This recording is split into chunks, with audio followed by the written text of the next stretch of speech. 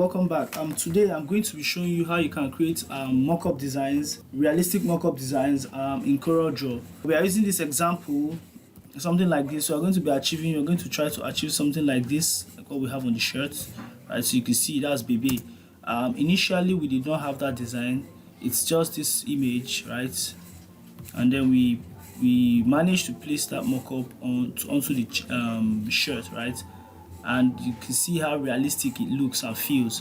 So we want to achieve this thing with as few moves as possible, right? So the first thing we want to do without wasting much time is create a document, and then you can save your document. I save mine as mockups text, so you can save your document as something like that too. Then you go locate your picture. For me, I'm going to use this same picture. I think I've created 2 pages, so we'll do that in the next page. So click on page 2. Now I'll go to, pardon the background noise, I'll go to my folder here and I'll grab the image I would use, this girl money lappy. So drag this image in, but you can use any image, anyone at all. So select your image, and my pen is giving me issues right now. So drag your image into, let's just copy, Ctrl C, and then do Ctrl V here. Right, and that's paste it right at the center of the document. The next thing we want to do is we want to add our text or our design. So if you have a logo, this is the part where you bring in the logo, but for me, I'm going to use the text just like I did with first one. Just trying to recreate the same thing I did here. So just go back to page 2 and let's slightly increase the size of this image, just so it becomes clearer a bit. So now I'll just grab my text tool here, or you can press your F8, click on it, and then just click outside, and then write baby, B-E-B-E with a full stop, right? And so once you do this, you just click on your pick tool and you make it selected. You can change the font. For me, I use the bolder font. I use NCS Radiums. I don't know if I pronounce it very well. Then I dropped it here, and I used to close up the spaces between them, because if you look at it, you're going to notice that there are spaces between the text, like the kern. To close it up, we use our shape tool. So I'll just grab my shape tool from here, or use your F10, and then hold this control here and push it all the way in till they touch like this. So it makes it feel more solid and beautiful. So at this point, we grab it and then drop it right at the center of the shirt and try to reduce it till it fits the area that we want to work with. In this case, I think I'll just make it a bit smaller. Something like this. Pardon the noise. It's always like this in Nigeria. So we have this. I'll just make it a little bit smaller, and I think that's okay. Let's zoom into that area. Just press your Z, and then let's bring it here and see. So this looks cool. Let's try to center it a bit, and let's try to rotate it a bit because of the angle of the lady. Let's do it like this, just a little bit of rotation. I think we have that. And then obviously we've dropped our text, but it looks really straight and flat compared to the area where we are dropping it. If you notice, if you move the text away, you see that this area has a little bit of interest. It's an interesting area because there's like a contour there, so it goes up and down because of the chest. So we need to follow that shape a bit because we have to be really smart about this. So when we drop our text, the next thing we want to do here is let's just squeeze this text in a bit. And after squeezing our text in, we rearrange it again. This time around, like I said, we have to be smart about this. We have to realize that there is a contour around that area, so the text too has to play into that contour. And the best tool for us to use in achieving this contour is the envelope tool. So we'll move down and locate the envelope tool somewhere around here. You should have your drop shadow tool. So right under the drop shadow tool, just select your envelope tool, and with your envelope tool selected, grab any of the controls. Now what your envelope tool does, it helps you reshape any object or text to whatever shape you like it to follow. So it creates it adds envelopes around the shape, like it creates a box around your shape or your text, and those boxes have nodes that control them. So with those nodes, you can curve and straighten and do whatever you want to do to the text and give it different modifications for shapes, right? So without wasting much time and speaking much grammar, let's just see what it does. So I'll grab one of the control handles, like the one at the beginning here, and bend it inside, and you see it takes the whole shape inwards, right? So it kind of like follows that bend that we have on the chest. Then I can drag this one down a bit just to give it a bit more drama, a bit of drama. It might not be necessary, so let's undo this. let's keep bending. For this one, let's just straighten it up a bit because it's more like at the center. So let's grab this and move this.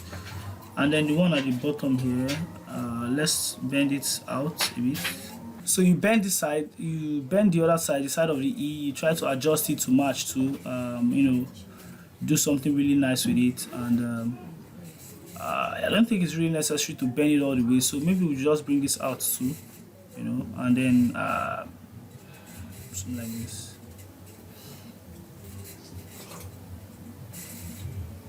So we have this baby, and you're not just bending it anyhow, you're trying to follow the shape of the body, right? That area where it is. So make sure that everything you're doing is trying to match up to that. All right, so I'll just leave it at this for now. So let's just say this is done for now. Let me zoom out and see how it looks from here. Okay, not so bad, right? So it doesn't look too bad. We have a decent job here. I think I want to adjust this one a bit. Now the next step after this, after you've modified using the envelope tool, is to crop out the parts that we do not need.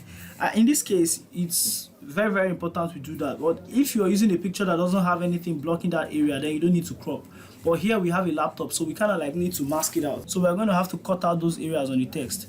But before we can do that, we have to commit the change that we've made on this text to be permanent. And to do that, we have to destroy this text. So for us to destroy this text, we have to convert it to a curve so that this effect we apply will be permanent. Because most effects you will find under this effect, under this toolbox, under this menu is they are superficial, they are not permanent. So any effect you apply, you can easily remove. Like the envelope tool we just applied, you could basically select this and double click on it, and when it goes to envelope tool, we could clear it from the properties bar. We could say clear envelope, and it goes back to being the text that it was before. But we don't want that. So what we want to do right now is for us to be able to cut or trim this shape, we need to convert, we need to make the effect permanent.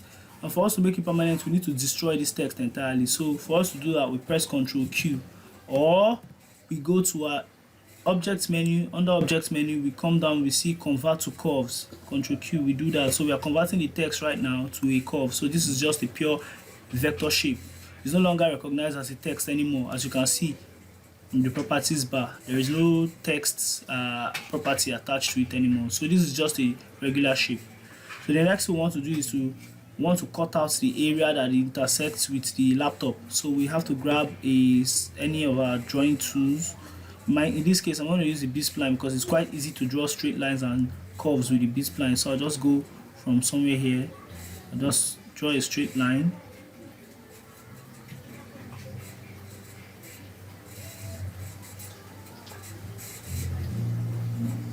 I don't have to follow it at the top, but the bottom is super necessary.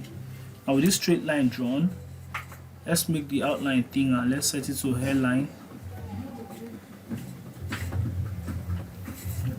With this line drawn, you hold your shift, you select your text or your format text, and then you come to your properties bar and you locate what we call back minus front. And I'll explain why we're using back minus front.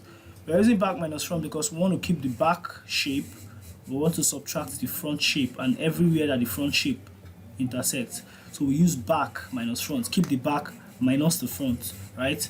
If you want to keep the front object minus the back object, you use front minus back. So we want to keep. And how do you tell which object is in front? Well, it's simple. In Corel Draw, the objects you create recently or more recently are the objects in front. The ones you create, the older objects are the ones at the back. So if I select this box, this shape I just created, if I give it a color, you see it's actually, let's apply a color, you see it's actually in front of the text, right?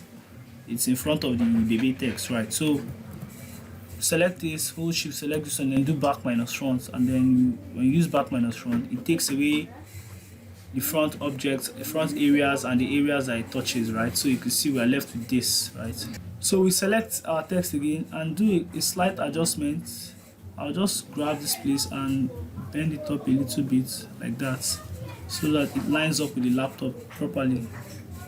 The next thing we want to do after arranging this, because we've achieved that arrangement, the next thing we want to do is to add effect, right?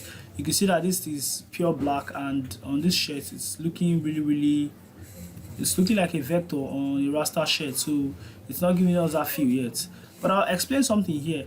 You see, when you're working with objects and you're working with this color black, if you're trying to create a real world simulation, like a design simulation, you have to understand that black is not totally black in the real world. Black is more or less like gray in the real world. So for us to achieve that, we need to do some more modifications on this so it doesn't look as black as it is without collecting or absorbing light. So the first thing we want to do in order to achieve this is to first of all add a noise. This one is for the texture, right? So let's go for the texture first. So select the text, then go to your effects, and under effects come down to noise and click on add noise. Now for the noise we are going to add, I have actually made a selection for the color. So in this case, you see your default is black. If you want to use black, fine. If you want to use this color so that it blends, the noise will blend in with the color of the texture, the fabric. You can do that by selecting the color, then using your eyedropper to pick the color. Using your eyedropper to pick the color for your noise, and then you can increase your noise level and density, and you say okay. So here we have baby text, right? You can see. So with the noise applied now, you can see it feels more realistic right now, right? Looks really realistic. But we are not done yet, even though it's giving us something we really like. Next thing we want to do here is you can choose to use a gray, like 90% black. This one is also cool. Or we could choose to use transparency to reduce the transparency a bit. Let's go for option 2. Option 1 is not bad, but let's try option 2 here.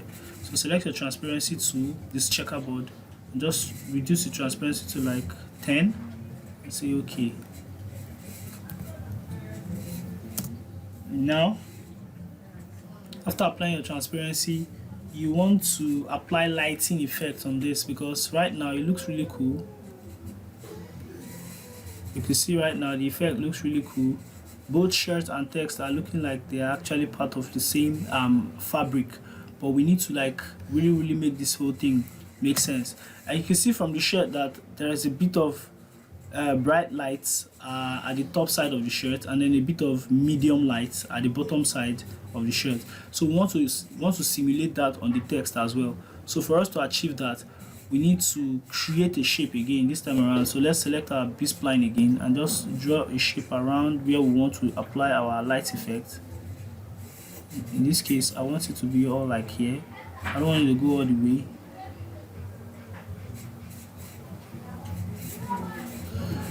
Now with this light effect, we just select our eyedropper tool and we'll pick a light effect, the light area of the shirt there, and we pick the light color of the shirt and apply there.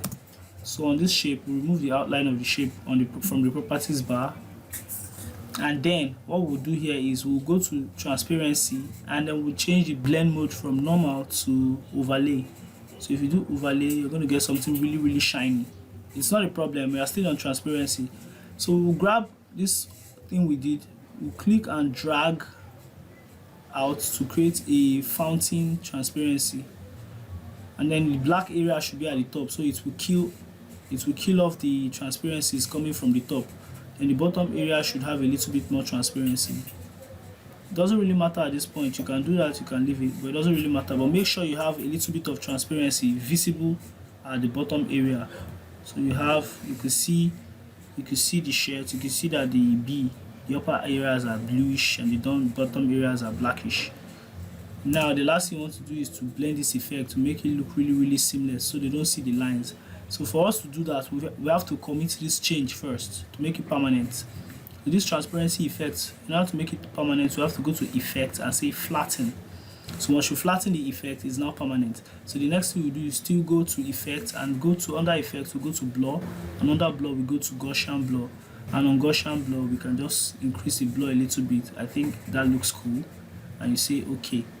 Then let's zoom out and see. So you can see with the light effect, you can see how nice it makes that shirt look, right? So you can see that. If you feel like the effect is too much, the light effect is too much, you can use your transparency again and kill it some more. But I think it's actually cool. But if you feel you need to adjust, you can kill it some more. And with this, we've created be able to achieve this stuff. Let's select this and try and stretch it down a bit.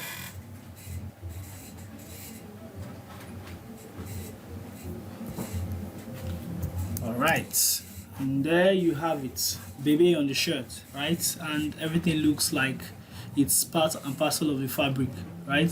So this is a very simple way you can actually add your designs without moving from Corel Draw to any other software. You can actually add a mock-up or a design, a realistic design, to a realistic rendering of a design in Corel Draw to an image, maybe like on a shirt, and whatever means you want to do. This doesn't only work on a shirt, you can use it for so many other mediums. All you just need to do is understand your use of the envelope tool for shaping objects to your liking. You have to understand how to use your transparency tool for killing the colors a bit if you have to. You have to learn how to use your your effects, flattening and the rest of them for achieving so many light effects and whatnot and the rest of them. You also learn how to, basically you just need to know how to add your text or your design, modify your design using the envelope tool, crop out your any areas that needs to be cropped, in this case with the laptop. What else?